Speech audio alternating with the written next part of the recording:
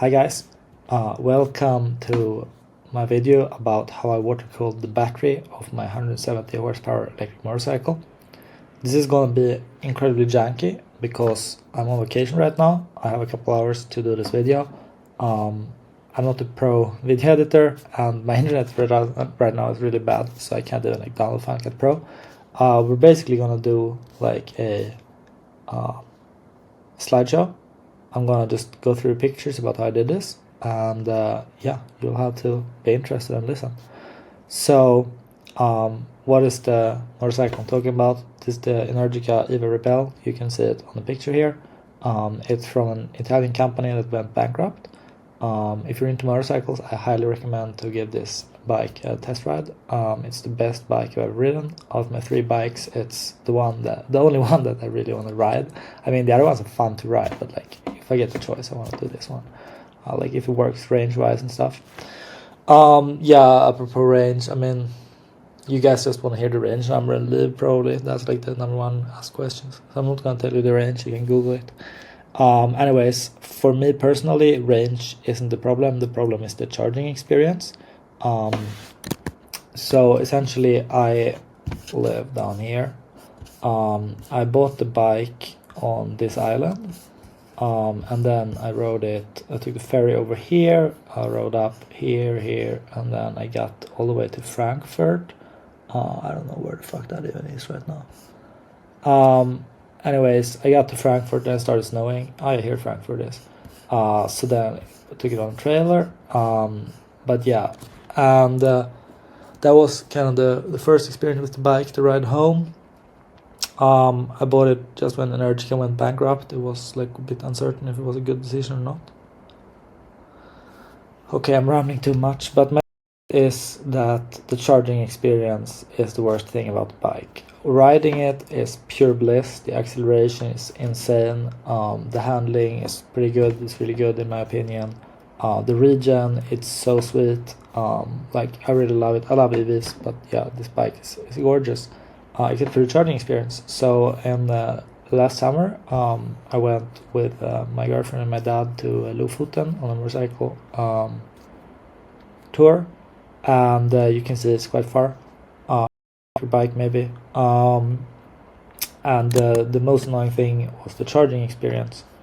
So this was the straw that broke the camel's back, this charge. It was the 4th charge of the day, hot summer day. You see it was 7:30, we just wanted to get home. And the bike maxed out at 75 amps, which is 24 kilowatts, which is still a bit slow. It's like 40 minutes to full, but it's like usable. But this charge, it was down to 20 amps, 5 kilowatt peak. This is like on a DC fast charger, and to even get to 80%, so this just adding 70% of energy would take 1 minute and 50 hours. And in the engineering menu of the bike, you can see the culprit, and the culprit is that the battery has 55 degrees Celsius, and that's like not good. The bike really doesn't want to get any higher than that. And this is essentially a known issue with this type of bike. The battery has no sort of active cooling. Maybe you can see it here at this hotel we're charging, but this is the battery, and it has like some aluminum fins and some shit, but nothing otherwise. The motor and the inverter, they are liquid cooled. So also this bike started developing a bus bar issue. I don't know if I have any pictures here without doxing myself. But yeah, you can see it in the end of this charging curve here, how like the charging power is just like jumping up and down.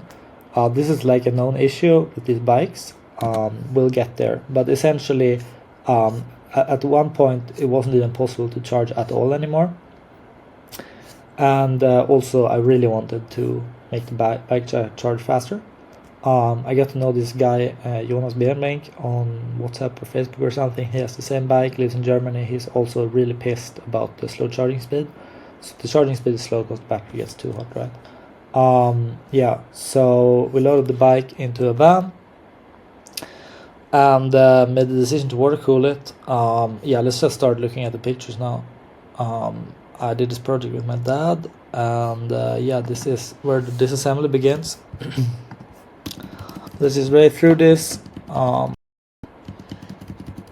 maybe I should explain more things. This is the inverter. It chops up the the DC power to AC power, because the motor is 3-phase AC. It has a bunch of switches inside.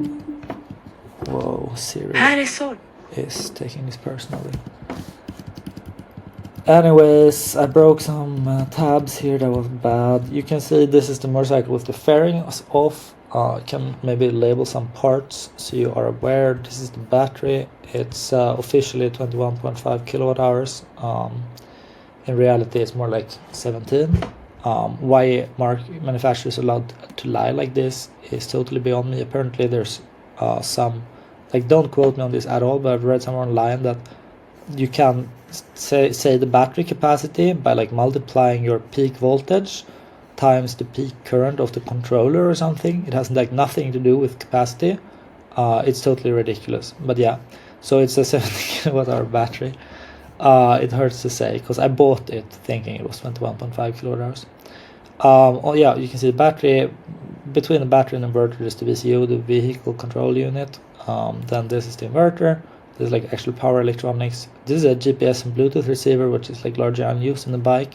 This is the charge manager, CCS. The charging protocol for this charge socket is like so complicated that you just buy this like pre-made thing to talk to the charger.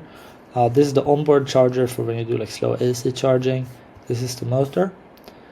And this is the cooling pump for the existing coolant system. So the idea how to cool this was essentially, after discussing with Jonas had a bunch of ideas. He was thinking like Peltiers and shit. But the simplest idea was the ones we figured out that there are like 2 plates in the battery. I would just replace them with like aluminum ones and then send the existing coolant through. And that's what we've done. And this has been like a lot of work. You see we're in November here, and I'm recording the video now. I've done like 2 long rides, but I didn't have the logging software finished, so I've done 2 long rides with the actual cooling setup, and now on vacation. So you see this has been like a very huge project, and that's also why I don't spend so much time on the video right now. This is the first sketch of how the coolant can go through the cooling plate, and the idea here was to optimize for no hot spots and no cold spots, to essentially even out the cooling effect as much as possible. Here we were just like drawing on the outside of the bike where to put the plates. Maybe I can even go full screen here. So luckily, since Energica is bankrupt, there are like leaked manuals for all of this. So we got the battery out. This is the bike without the battery. It's still surprisingly heavy. By the way, it's like 265 kilograms with the battery. So we got the battery up on the table and we got it opened. You can see these balancing boards in here. I think like they should have made this in-house. They would have saved a ridiculous amount of space. Like, they're way too fucking big. Yeah, some close-ups of the balancing boards here. But this is basically the battery. I know it pretty well by now. These are the bus bars. So yeah, maybe we can get an overview of the battery from here. This one isn't so bad. So what are you seeing here? These boards, they're basically BMS slave boards. There is one like main board, which is called like BMCU, I think, and then there are the LMUs, which are the slave boards. And basically what they're doing is they're balancing all the cells. It would be lovely if you could draw on here, but I can't because I don't have good internet, so I'm not using Loom for the video.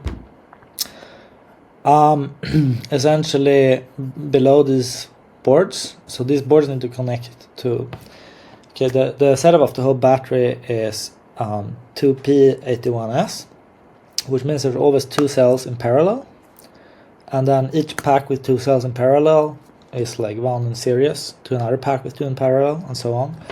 And every serial stage needs a connection to the BMS, so that the BMS can like equalize the voltages.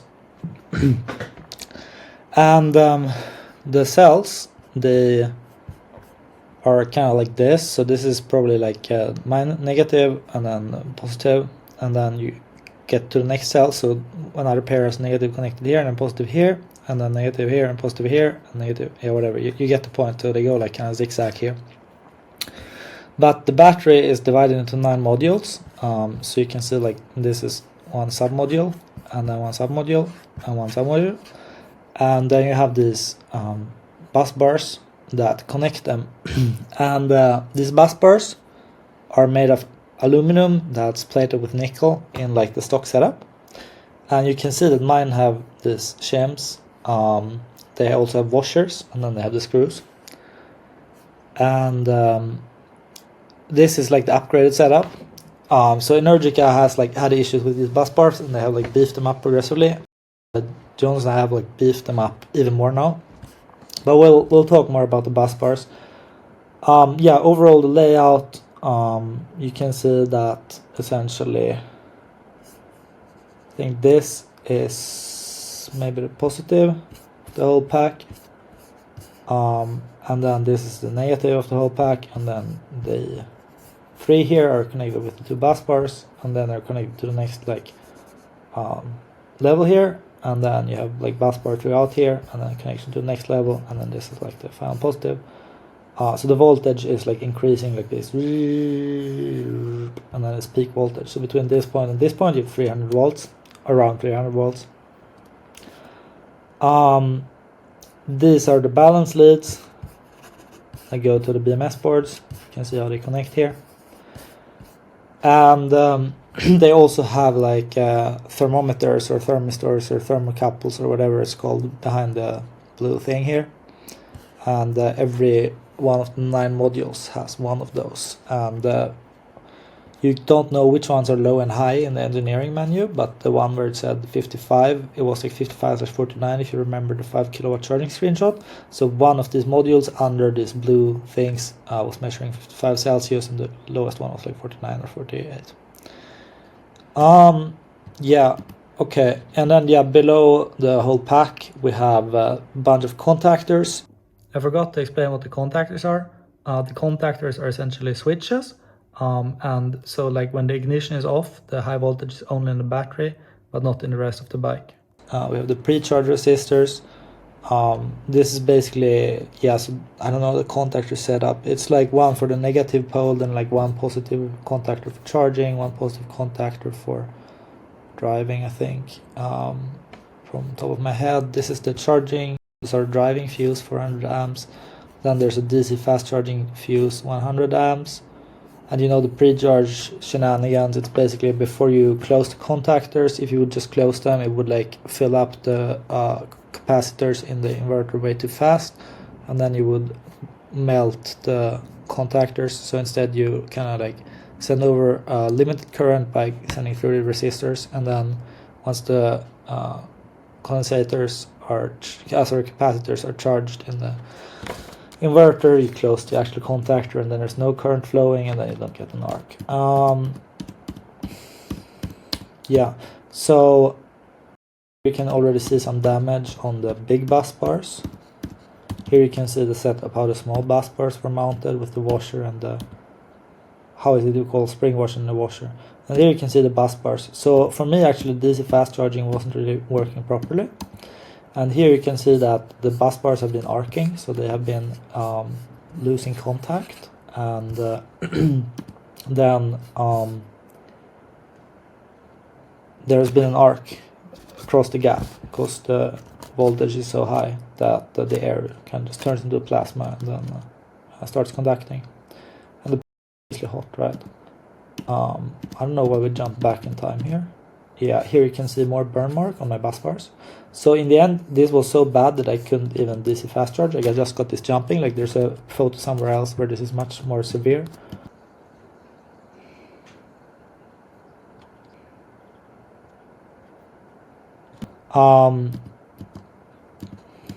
Yeah. And we get all the bus bars off. Yeah, you can see some sizing here. You can see the burn marks. Oh shit, there's me. Yeah. There's more burn marks. And this is all the BMS boards and bus bars removed. You still have some BMS boards in here. This is one of the modules. So you can see there's two cells. Then the other ones are like flipped around and then connected together, and there's 2 more, and so on. I never actually found where the thermometer is, but yeah, and the cells are in these plastic bags, handmade. Like, this must have been a ridiculous amount of work. But these are the shelves. These are the ones that we're going to replace to water cool the battery. You can see they have also these like foam pads in here that are supposed to compress the cells, I think, because they like last a bit longer when they're compressed.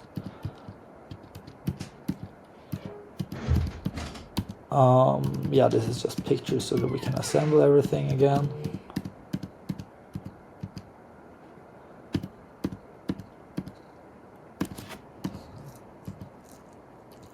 Okay, so here's the more expanding foam, some screws. We took apart the whole pack. This is one of the old aluminum plates. The old one were like 1.5 kilograms. Oh yeah, this is interesting.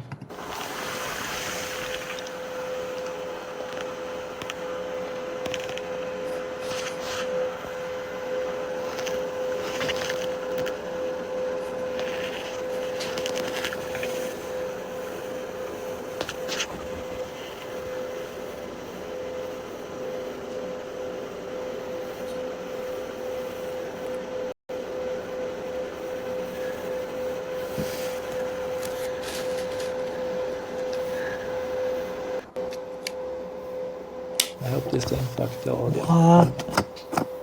Oh my god. Yeah, you can see how it's melted. There's metal on this. That is crazy though. That is insane.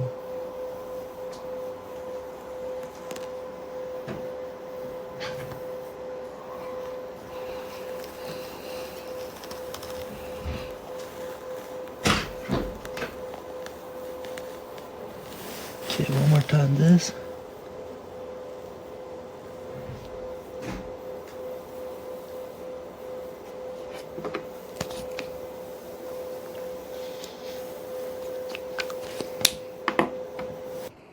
So you can see why the DC fast charging wasn't working properly. Okay, the other side.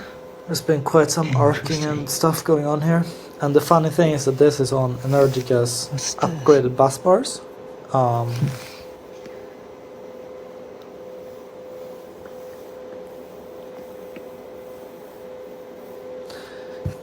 Yeah.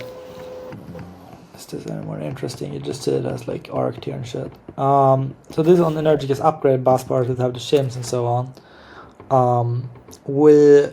Jonas Bernbrink made new ones out of copper instead of aluminum and made them 1 millimeter thicker, which is a lot.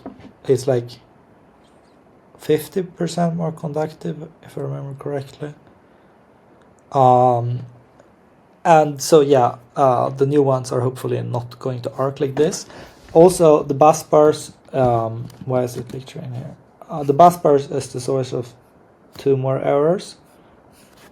If we go back, so if you have this bike, right, you can have like balancing issues, like the bike is going out of balance all the time and stuff, and it can be a sign of failing bus bars, because the BMS, you can see the traces here, the BMS is measuring the voltage here and the voltage here. No, that's not true. One of these has to be dead. Anyways, I actually measured it with a multimeter, and the moral of the story is that for the cells that are like close to this gap here, the BMS measures the cell voltage through the bus bar.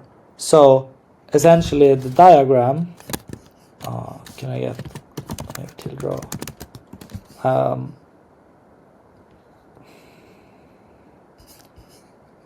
So I don't even know how to like draw electric stuff, but I put the battery cell here. So this is like the circuit. This has like minus and fuck and the plus.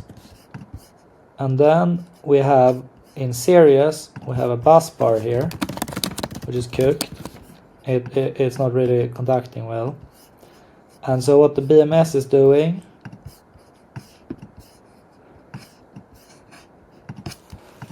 BMS measures voltage of the cell, or actually thinks. between these points, right?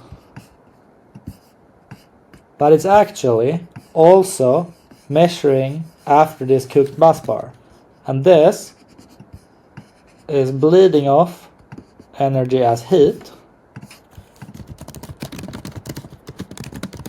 And this discharges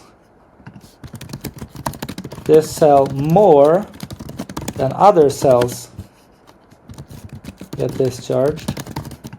God, this is, yeah, terrible, whatever. And that leads to imbalance in the pack. So essentially, I hope this diagram explains it. Essentially, if you have balancing issues, it might be that your cells are completely fine. My cells were impeccable. Like once I got them out, I think I balanced the bike properly before I put it together. Then I measured the voltages of all the cells. They were like, I don't know, within 11 millivolts or something of each other. And then after like being disassembled for 3 months, the voltage was like exactly the same and still within like the 11 millivolts. I have them written down somewhere, but it doesn't really matter what exactly the voltages were. The point is, if a cell would have been weaker, it would probably also had like a higher self-discharge in storage. Or someone in the comments can correct me on this. But since basically all the cells were still like equal and like one didn't self-discharge a lot over winter, I assume that the capacity of the cells is very much the same. I had like constant balance issues when I was going up from France.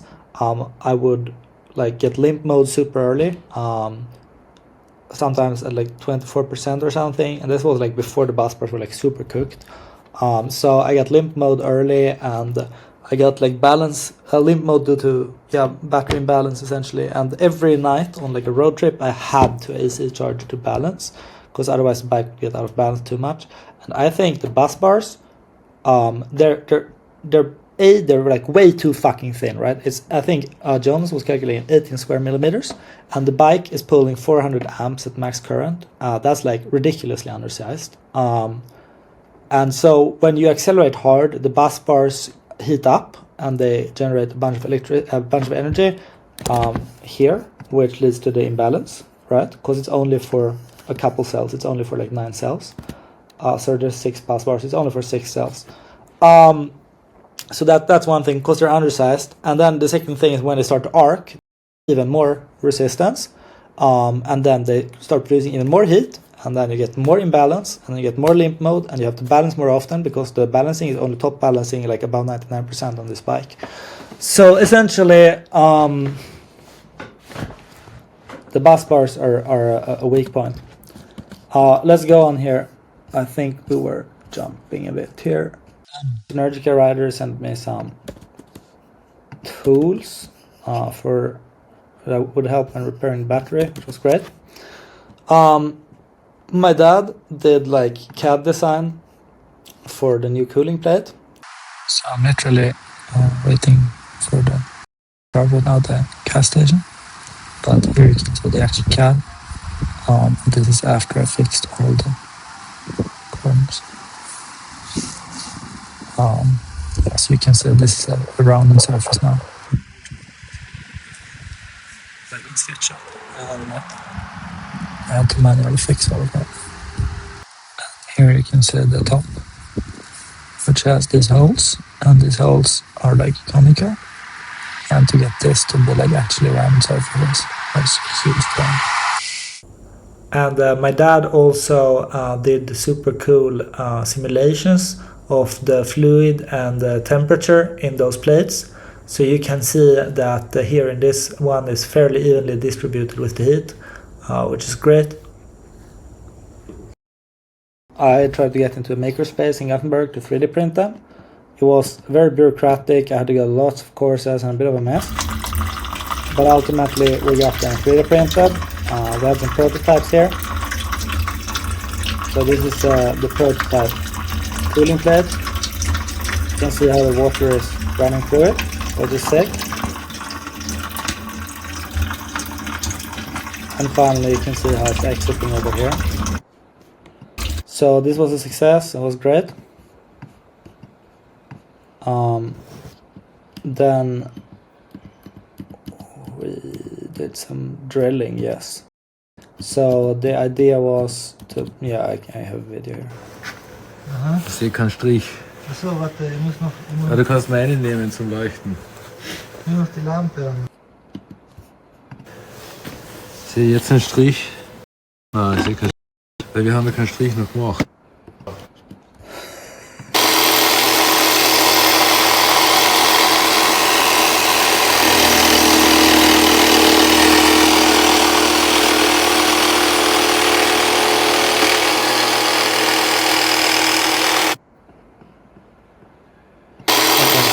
So we cut holes, essentially, you get the point. We cut holes into the battery lid for these ingenious connectors that my dad designed.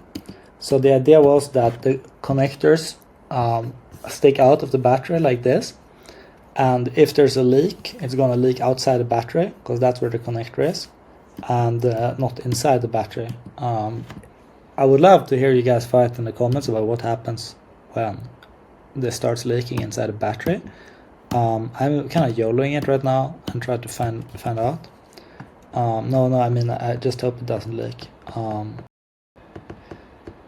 Oh yeah, here's the fit check. So you can see that we put the whole thing in the bike with the plastic things, and for some fucking reason we didn't notice that it didn't fit. Oh yeah, we didn't notice that it didn't fit because we didn't actually have the connector in here, because the connector here didn't actually fit. But you will get to that later, that will be spoilers. Ja. So if this leaks, my prediction, yeah, we're just draining some coolant.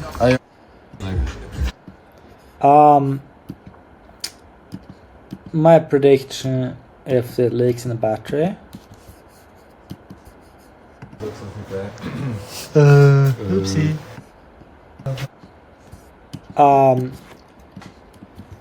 lot of Wo videos. geht der hin? Warte, ich mache einen Film. Ja. Hier neue Verlegung.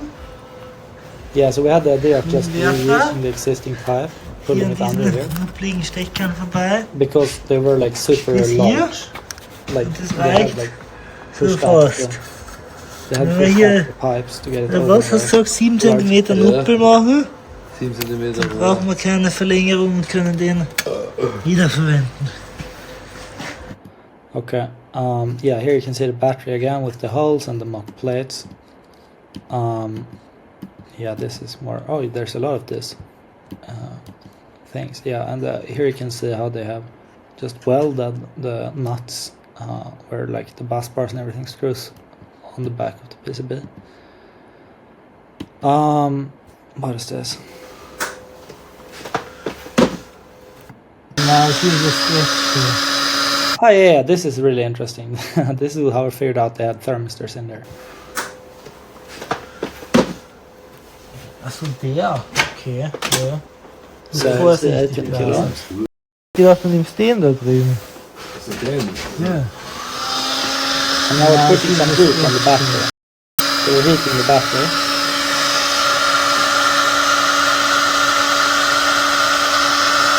Na, du hast nicht was mit den Armen. Hier da. Ja. Ja, das ist ja. Ja, der Widerstand geht runter. Krass, siehst du das? Ja, Ja, voll, das spürt. ja, das heißt, das ist ein Bordending. Ja, das ist im Bord Das drin. ist jetzt Bord. Ja, cool. Krass. Ja, Ha, wir haben voll verstanden. ja. Der Alpha, der ist. Das heißt, jedes- Bord rein als Referenz. Das ist ja schon. Ja, jetzt kühlt er wieder ab. Okay, so you get the point. There's a thermometer in there. So back to the thing. If it leaks, I think first, like, nothing's gonna happen. If there's like a minor leak, it's like water and glycol, 50% distilled water, 50% glycol.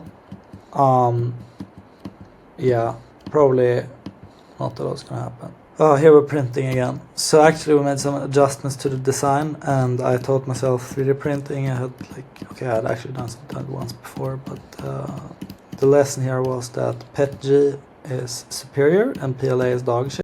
It was like PLA. I could have just not done it.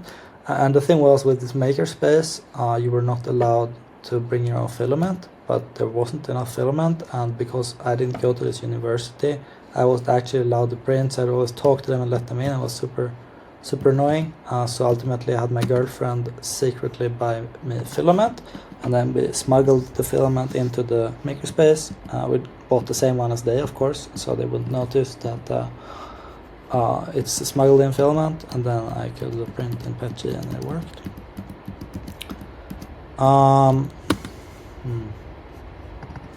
Well, this isn't so well censored. Here we printed the connection struts for the first time. We tried like laying down prints and extending up prints. I was a pain to clean them, didn't really fit.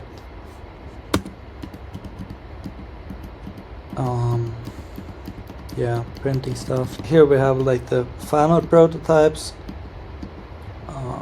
And here we actually already, these were the old plates. So the old cooling plates, I think, was at 1.6 kilograms.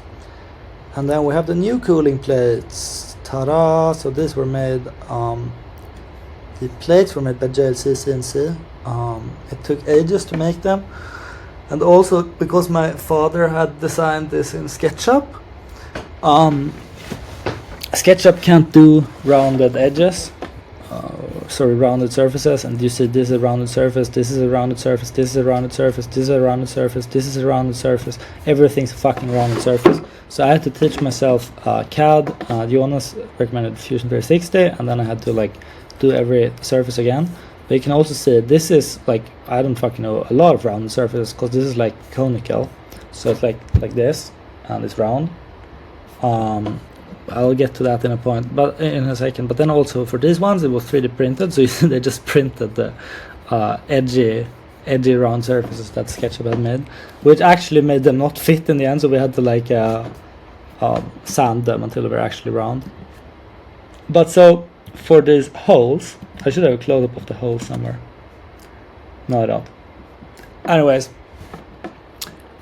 For these holes, my savior was Claude Opus 4.8. It's an AI model, because apparently step files are just text files, and Claude was able to fix all the holes. Yeah, these also have holes. It's 90 holes per plate. So like fixing that manually would have taken fucking ages. The holes in here, Opus was able to just like freestyle in the text file, the step file. And here it wrote like a Python script that detected all the holes and replaced them. And it was such a fucking godsend. I love AI. So yeah, that way we got that figured out. And then these were made by JLC CNC, like a Chinese manufacturer. Also, yeah, the holes didn't really fit, of fucking course. I don't know if the screws were too long or something, but we had to like file down every fucking screw. It was a bit annoying. It's like, you know, production hell or like final assembly type shit. Anyways, so and the connection things here, they were 3D printed by PCBWay. So here we have the cooling. So here we have the cooling plate components from China. This one isn't round. Because it was drawn in SketchUp, and SketchUp can't do round surfaces, so it doesn't fit in here, and we have to grind it down. And here probably the Chinese goofed the screw thing situation, so the screws don't fit, and yeah, you can see not really as close as it should be.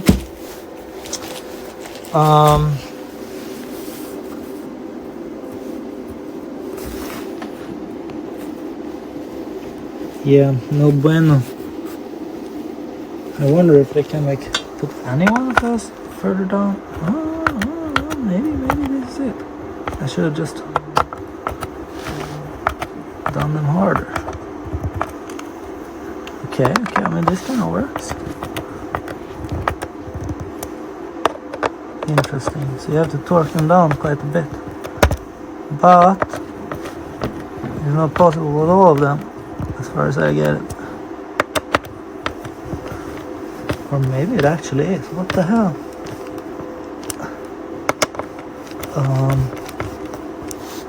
You just need to force them maybe. If you didn't get the screws over. That is very, very interesting. What the hell? Okay, well, what about like this one? What? No, it just works. Oops. Well, it's not good for the screw. Too much force, too much force. Well, anyways, Okay, here's the update. 1 Newton meter on the screw thing. Looks a lot better.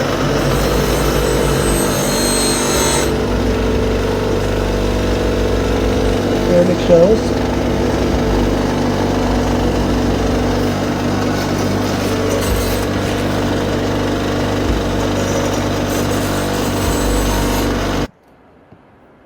yeah, no, fuck that one up. I think it's not so interesting for you guys. It was a pain in the ass, is the summary. Yeah. You see, it's also like 90 screws. Try not to get copyright strike here, but it's a lot of screws. This is like screws for one plate. Anyways, we filed down the screws. We did like a bunch of shit. And anyways, to make it fit. And lastly, then we did like this RTV silicone thing here to glue it together so that it's waterproof. And if you are a pro, you will already see that we are unfortunately stupid. So the problem is you have water in here, and then you have a screw here, and then this, when you put on the lid, maybe it hasn't spread all the way to here, and then the water goes like whoop, and then it comes out the screw hole. Foreshadowing, sorry for the spoilers. Anyways, what happens here? Die sind ein bisschen scarce mit Schrauben. I'm probably gonna like 5x copyright strike on this video.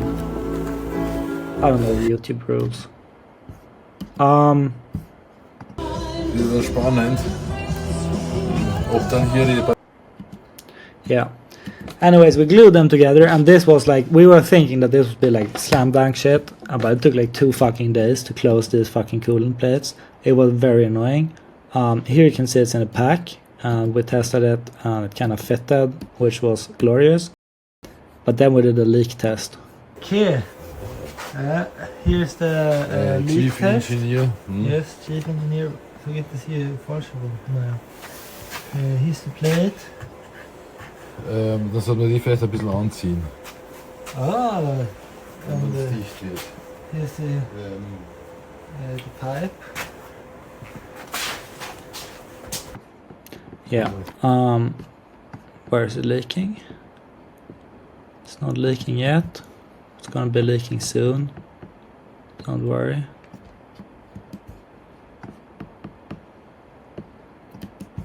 Okay, here's the leak test. Okay. Pressure test.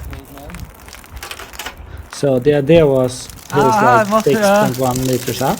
Du musst die And that means we get like Eigentlich sollte die 6.6 Tür bars of zumachen. pressure. And according to the spec sheet of the water pump on the bike, there's like 200 millibars of pressure. So this is like 4x.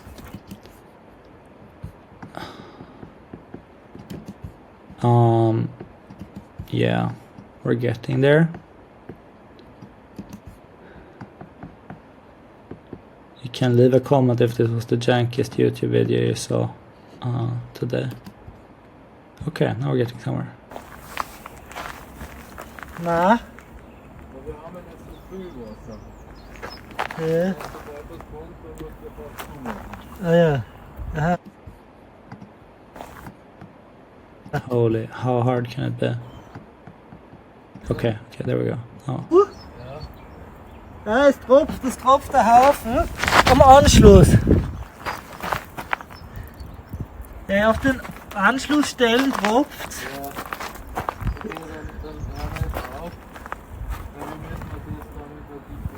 Ja, wir müssen es dichten.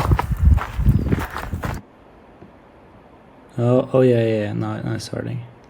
So this isn't really a problem. Ja, nein, es rinnt da nur raus bei den Anschlussstellen. Any kit in there? This is the problem. Ah, scheiße, es liegt bei einer Schraube. Oh Gott. Ja, ja, es sprudelt nur so raus. Da.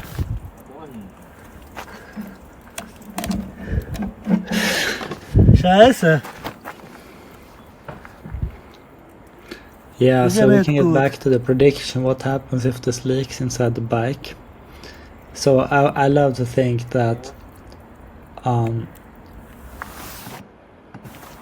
Ja. what happens first is nothing, of course, because there's just very little water. Ah ja. But then if the water goes across two cells, Aber man sieht jetzt nicht mehr richtig, I think weil es cells ist überall should so viel probably be Wasser. waterproof, right? Because otherwise, like the electrolyte would be leaking out anyways. So let's assume the cells are waterproof, and then everything the water is gonna do is gonna connect like two cells, and then if there's enough like minerals in the water that it actually conducts, because the glycol and the distilled water shouldn't have like very high conductivity, then there will be a bit of electrolysis, which will go out the vent of the pack. But I think like even before there's too much electrolysis, the BMS, because it's constantly measuring the resistance Das tropft der between all the Hafen cells, am Anschluss. so the BMS should Auf den throw an isolation Anschlussstellen code tropft. and disable the bike. And then I have to pull over and be really sad and angry. Ja, wir müssen es dichten. Yeah, we did stuff. Or okay, here it's still the same leak. I think. What happens here? Ja, okay, dann ist ja mal trocken.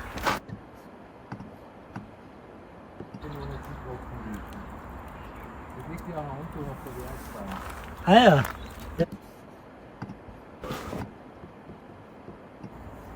Oh damn, the quality is shit here. Must be Yeah, like the okay, it's PGI a app randomly. Repräsentativ ungefähr.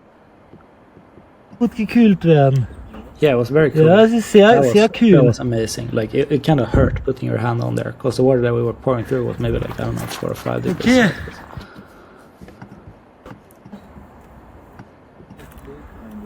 Yeah. So now it's just leaking a bit. I think this is the other plate. Yeah, it was leaking over here too, but this screw.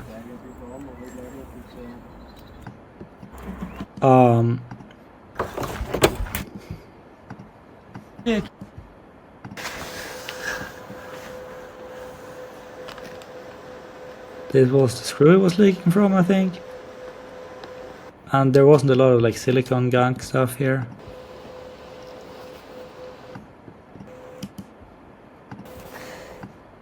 So we took it out, and we just filled it all up with RTV and put it back in. Of course, the proper thing would be to tear the whole plates apart, but you think of the 90 screws. Also, all of the 90 fucking screws have Loctite on it. Maybe I just put too much Loctite here, I don't know.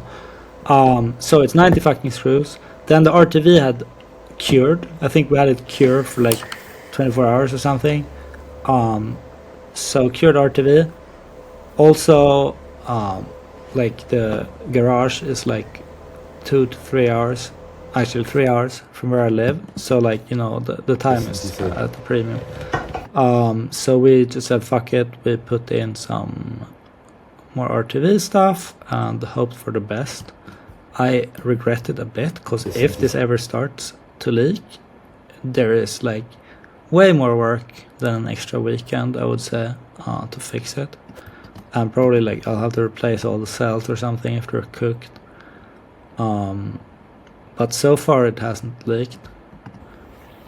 Oh, es kommt ein Haufen Luft. Ah shit, es leckt überall.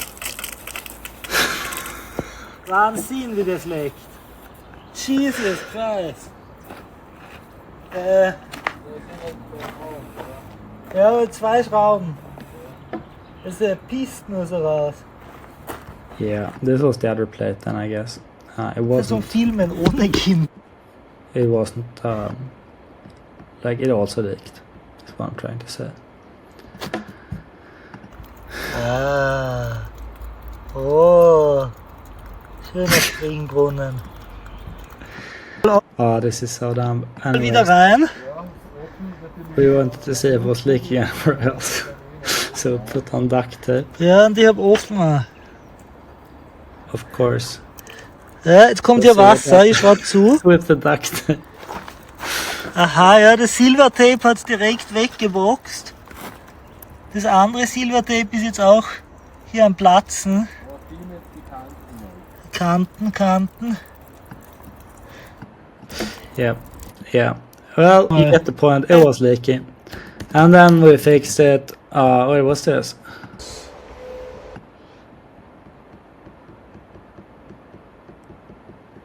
Yeah, this was the fix. We just gunked them full Wegwischen können wir immer noch. of stuff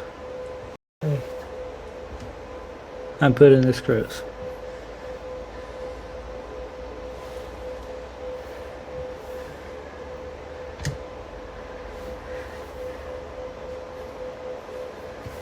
So kann man die nicht trecken, verstehe.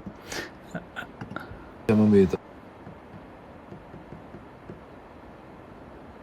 I mean, one thing that, yeah.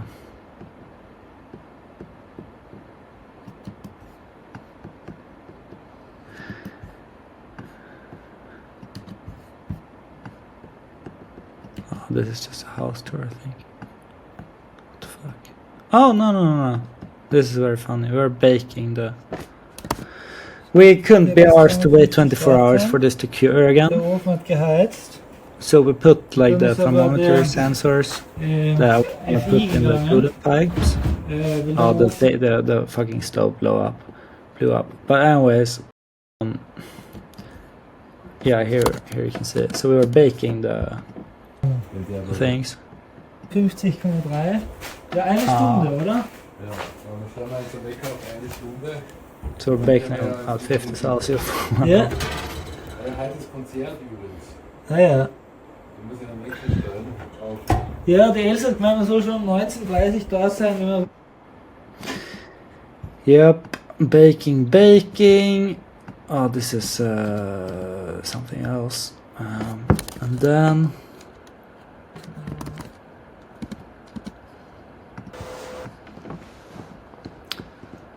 yeah, I put some extra silicone on there. Oh yeah, this is the height measurement. You see it's very scientific. 6.15 meters. And then here we're testing it. Also jetzt ist volle Druck. Ja. And it was leak proof. Ich warte gerade drauf, dass es anfängt zum Lecken. Aber es leckt nur bei der Anschlüsse. Ja, bis jetzt leuchtet es nur bei den Anschlüssen. Erstaunlicherweise. Kann ich noch ein bisschen nachfüllen, das Lecken zu kompensieren.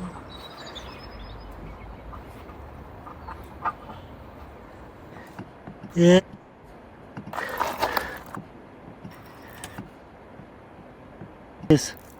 Da liegt's beim Schlauch raus. Yeah, still some leak stuff, but mostly fine. Yeah, this is a funny one. Test commences. Water down.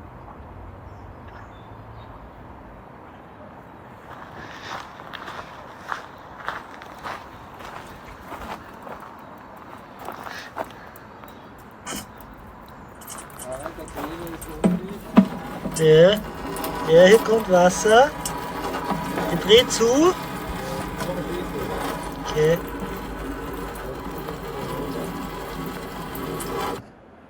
Okay, this one was also Okay. proof at some point. Löcher sind dicht. Sehr gut. Here we have the other one, I think. Ja, falls sich noch ein Loch eröffnet, machen wir eine Minute oder so. And yeah, it was waterproof for long enough. Then we put this on all the screws, because just in case I didn't want it to leak in the battery. Then we polished away all the old silicone.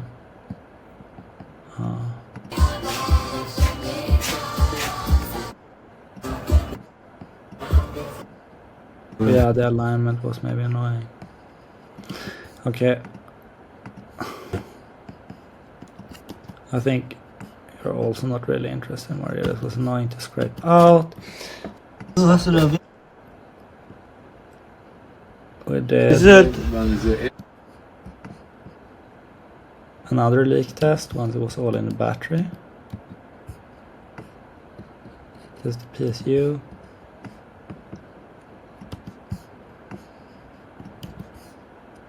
Honestly, I can't even be arsed to record this anymore.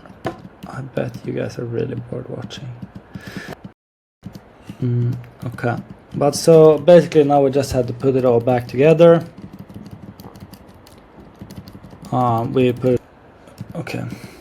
So we put in all the cells again. Then Jonas' super nice new copper bus bars arrived. I don't even think anyone cares about the videos at this point. We glued this together with a ridiculous fucking amount of glue because I want it to be waterproof as hell. Like, I don't want any water in that battery. I know it's ironic because we're literally putting water in the battery. So then we had this all glued on and clipsed. And here we did one last leak test. And there was like no leaks at all. We were checking this after like an hour or like 2 hours. And, like, some of it had gone away, but we were just chalking it up to evaporation. Let's just go faster here. So we put it all in the battery. We put on the new bus bars. We like did some midway pre-charging thing. It didn't really work so well. It would get 300 volts, which was sick, which was what we were expecting. Then we put in all the fucking cables, which was super annoying. Then we tried to get the battery in, and that was also super annoying. And then you see it didn't fit. Is this the one where it didn't fit? Yeah. This was like we were able to get like that far. And wait, maybe that was the interesting one. Yeah, and this one was like going against the red pipe here. Yeah, here. This is the one. So you can see it wasn't fitting because we did our fit check without the 3D printed ones, of course. And if you watch closely, you can notice we make another mistake now. So we figured we would just kind of swap the way this is connected. So we like fell this one off. We would like swap the top and bottom one here. Yeah. Yeah, so this is the Aber es ist noch alles. This used to be the bottom one, but we put it on the top and flipped it. Ich glaube, es ist alles clear. And now it actually fit. So we put it in the battery. Wie schaut's denn aus beim Loch? Schauen wir bei der Führung. Yeah. And Nein, aber ja.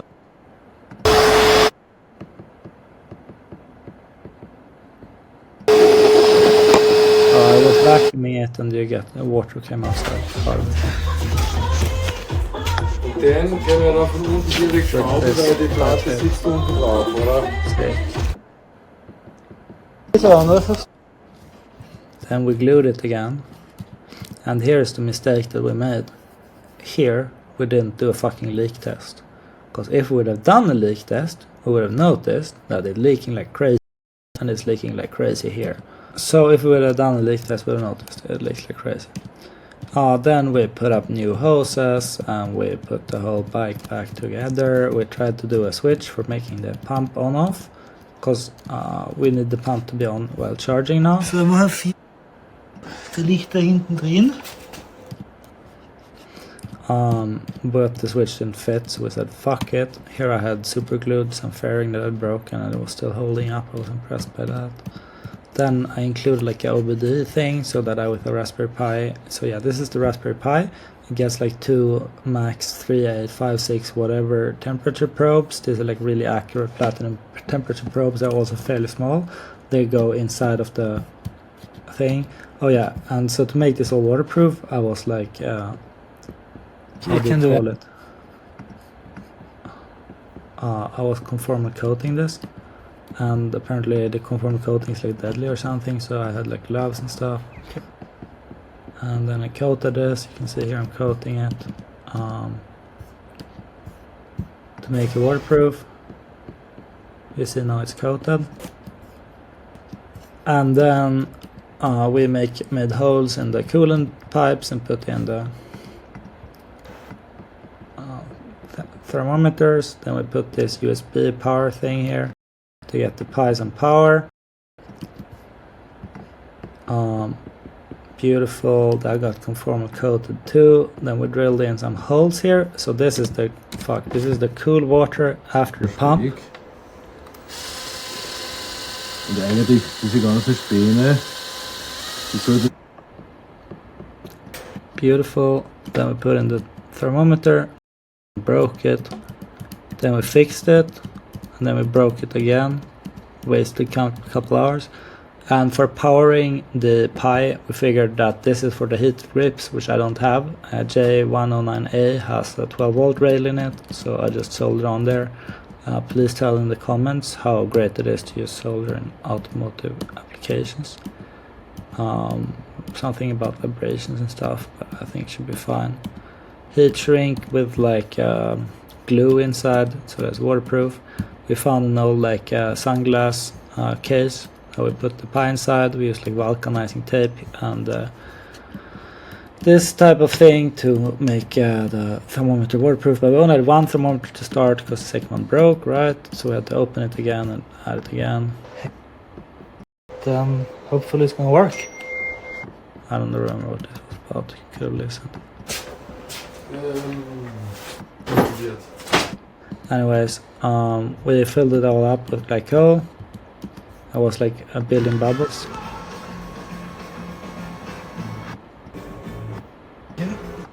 Yeah, you had to like pull the system and stuff.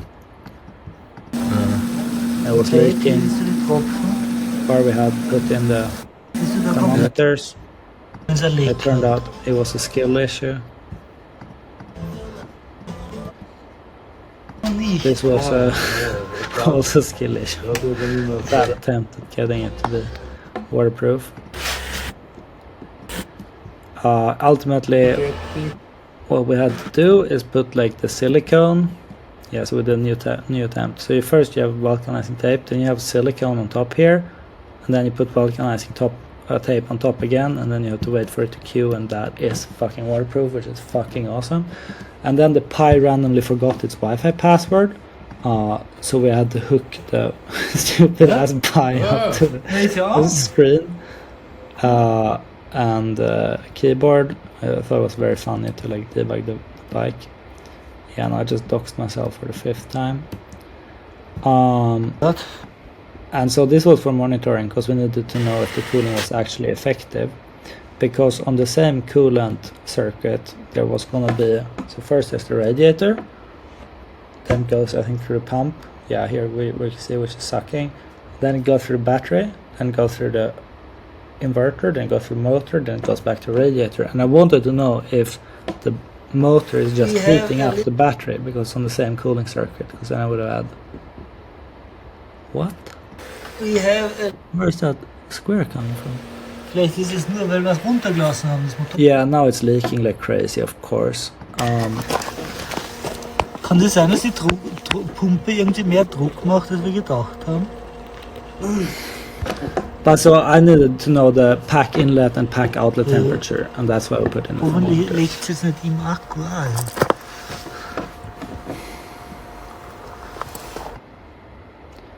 Yeah, so it was leaking, but the thermometers were working, which was beautiful. Da ist nämlich der, jetzt kann man es nicht auf. Then we tried to get this new things on there. It all fucking sucked. Ultimately, it all fucking sucked. Ultimately, we just put on more silicone so that it can't leak. Also hier hinten.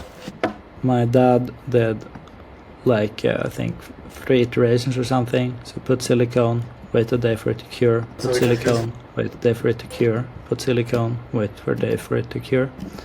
The bike does show that it can't see the water pump anymore because the water pump is not continuously on, but it doesn't actually show this unless you go into the diagnostic menu, which is amazing.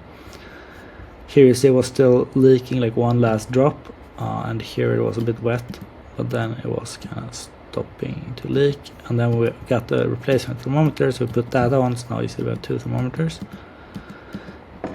And now it was finally fucking done. Holy shit. Okay. Yeah, but as for how well it works, I think I'm gonna make a follow-up video with it and leave you hanging for a bit now. But yeah, it does definitely work, but it works really well only when it's cold outside. It's like 12 Celsius. When it's warmer, you probably need fans or a bigger radiator, which I'm probably gonna get, but I gotta collect more data. Cause I also like got into the canvas finally and got data logging to work. But let's talk about that in a follow-up video. If you made it to the end, congratulations. Comment, great project. No, I don't know. Yeah, thanks for watching.